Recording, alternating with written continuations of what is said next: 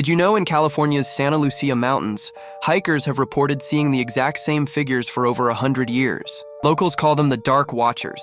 Tall, silent, shadowy shapes standing motionless on distant ridgelines, always right around dusk, always just watching. Even the famous novelist John Steinbeck wrote about them in his stories, calling them Los Vigilantes Oscuros, describing them as figures the old Spanish settlers spoke of long before he ever set foot on that land.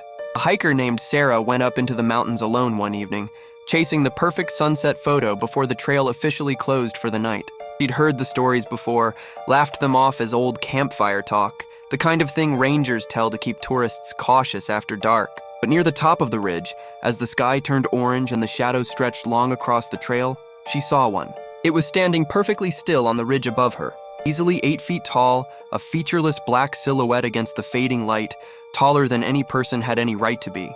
It didn't move. It didn't make a sound. It just stood there facing her direction like it had been waiting. Every hiker who has ever reported seeing one says the exact same thing afterward, without ever having spoken to each other.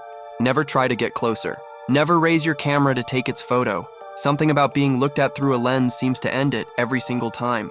Sarah raised her camera anyway, hands shaking, telling herself it was just a rock formation, a strange trick of the fading light. The second she looked through the viewfinder, the figure was gone. Not walked away, not ducked behind a ridge, simply gone as if it had never been there at all.